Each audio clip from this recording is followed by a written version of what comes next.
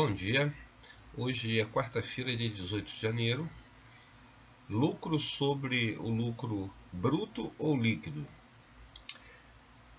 Nós normalmente calculamos o dízimo do nosso salário, né?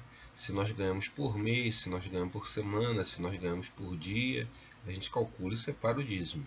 Agora, esse dízimo ele deve ser calculado antes ou depois dos descontos dos impostos. Quais são os impostos? INSS,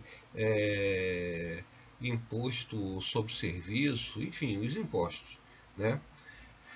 A lição vem dizendo que normalmente o autônomo ele desconta primeiro, né, os seus gastos para fazer o serviço, né?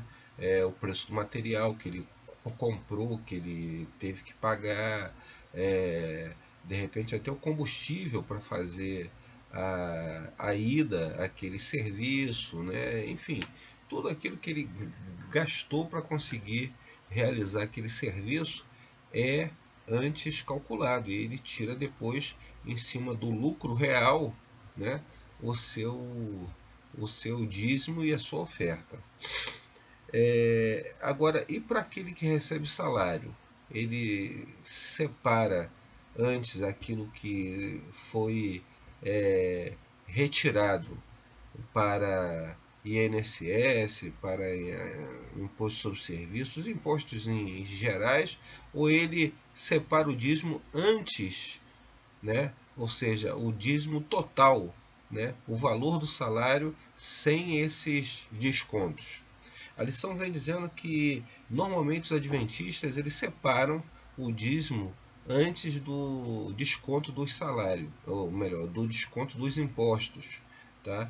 E assim ele dá o dízimo sobre o valor bruto do salário. E essa é a orientação, inclusive, que nós recebemos da Associação Geral.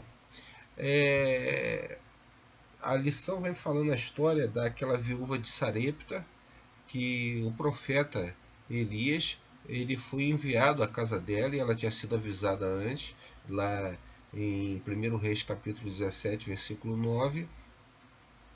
E quando ela estava colhendo alguns pedacinhos de pau, alguns cavacos para fazer o último punhado de farinha que ela tinha, com o último pinguinho de azeite, e comer ela e o filho dela, e depois não teriam mais nada para comer e morreriam, diz que o profeta chegou, pediu a ela um pouco d'água, e ela foi buscar, e quando ela estava indo buscar, ele falou: aproveita e me traz um pão também. Ela contou a história dele, e ele falou: não, mas primeiro me traz o pão, depois você faz para você e para o seu filho.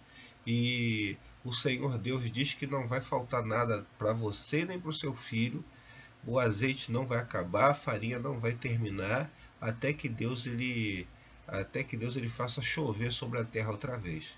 E diz que a mulher fez conforme o profeta ali havia falado, e realmente não faltou nada, nem para ela, nem para o filho, durante todo aquele período da seca. Qual é a lição que a gente aprende disso? Simples, irmãos, a lição é uma só. Primeiro Deus.